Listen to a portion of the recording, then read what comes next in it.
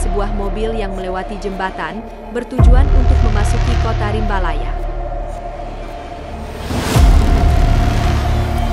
Di tengah perjalanan, tiba-tiba mobil ini menabrak sesuatu.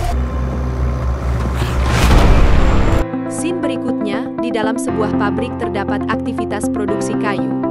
Maya adalah seorang wanita yang bekerja keras dan bekerja di dalamnya. Ia dan teman-temannya bekerja keras dalam bekerja, dikarenakan sorenya akan mendapat gaji. Di sisi lain, ada seorang anak remaja yang sedang dikejar Satpol PP. Sebut saja Adi bersama temannya. Adi ini adalah adik Maya.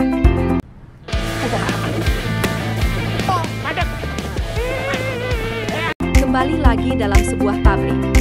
Terlihat para buruh menuntut gajinya untuk dibayar. Bulan kemarin Bapak bilang mau bayar. Scene berikutnya, terlihat beberapa orang mengangkat sebuah jasad untuk dikubur. Tiba-tiba jasad tersebut masih hidup dan mencoba untuk melarikan diri. Malam hari telah tiba. Adi terlihat sedang berjalan kaki dan dia mendengar sekelompok bapak-bapak ngomongin kakaknya.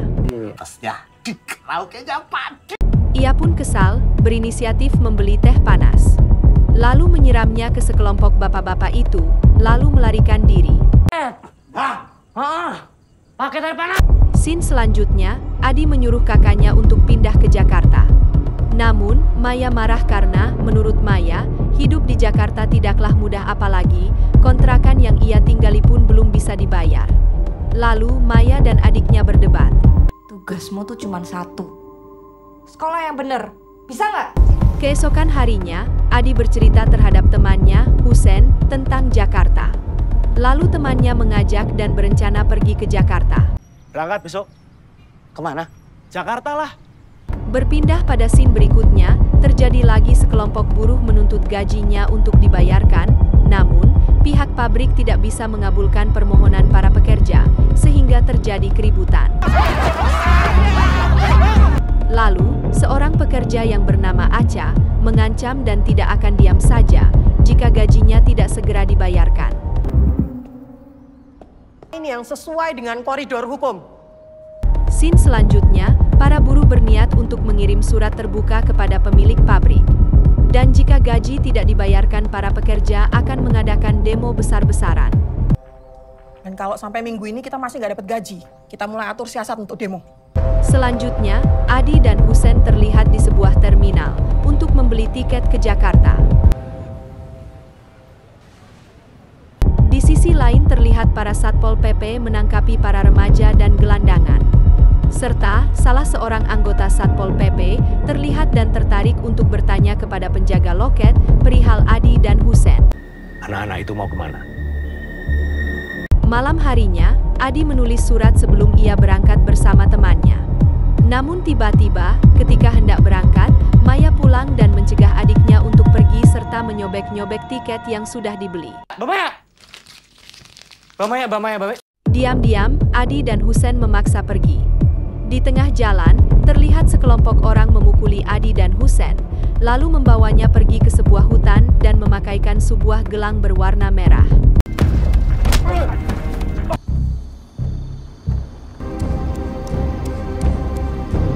Ternyata mereka dibawa ke tengah hutan, dan terlihat sebuah penampungan, yang tidak lain ternyata tempat itu adalah tempat penebangan hutan ilegal. Dengan itu, Adi dan Husen dipaksa kerja. Sekarang kalian gabung sama anjing-anjing itu. Untuk melakukan semua kerjaan, dengan para orang-orang yang sebelumnya sudah ditahan dan dijadikan pekerja paksa. Keesokan harinya, Adi dipaksa bangun untuk melakukan pekerjaan. Jika tidak patuh, mereka hanya mendapatkan pukulan dan siksaan.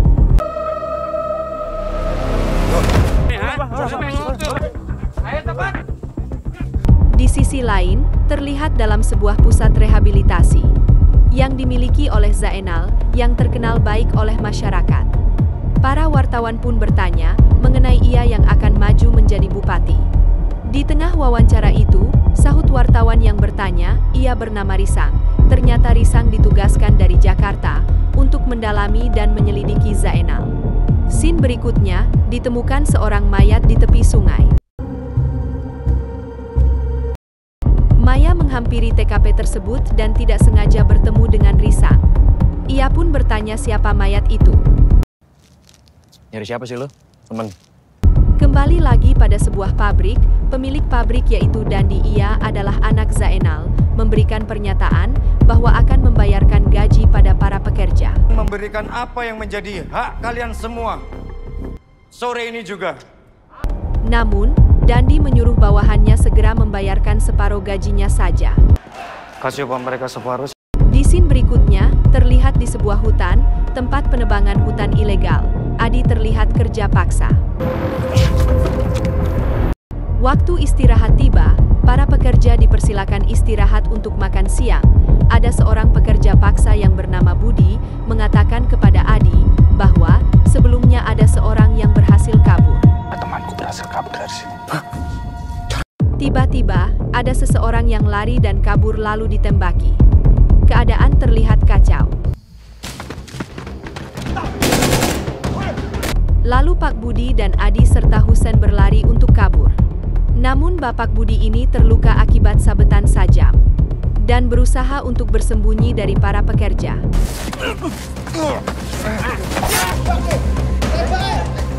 Terlihat ada sebuah bunga bangkai, menurutnya, bunga tersebut mampu menyembuhkan luka itu. Bunga ini dipakai untuk mengobati segala macam penyakit. Dalam persembunyiannya, mereka ketahuan oleh orang yang mengejar mereka. Husen berniat kabur dan tertembak, namun ia berusaha tetap bertahan dan melarikan diri. Namun, Adi dan Bapak Budi tertangkap lagi oleh orang-orang yang mengejar mereka. Malam harinya terlihat Aca sedang berjalan laku, ia diculik oleh seorang pria dan dibawa masuk ke dalam mobil dan membawanya. Terlihat Husen berjalan, merasakan sakit lalu ia terjatuh dan meninggal. Keesokan harinya mayat Husen diketemukan. Maya mencoba melihat mayat tersebut, ia kaget karena mayat tersebut adalah mayat teman adiknya. Maya pun gelisah dan terlihat menyesal sudah memarahi adiknya. Dukung sekolahmu, bukan dukung kamu mati di Jakarta. Ia pun bertemu dengan Risang untuk meminta bantuan untuk menemukan adiknya. Ini Mas Risang lihat sendiri kan jenazahnya Husen. Selanjutnya, di dalam hutan terlihat Pak Budi kesakitan, lalu Adi meminta tolong kepada orang-orang lalu memukulinya. Serta memukuli Budi yang sedang kesakitan lalu meninggal.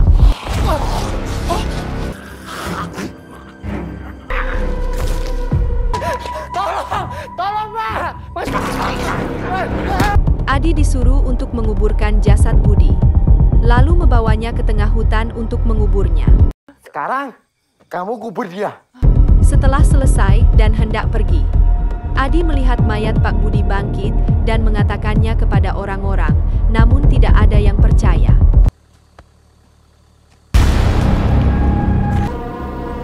Mait! Keesokan harinya, terlihat sebuah mobil berjalan dan menabrak sesuatu. Ternyata, yang ia tabrak tidak lain adalah Pak Budi, yang sudah berubah menjadi seorang seperti zombie yang disebut Mait.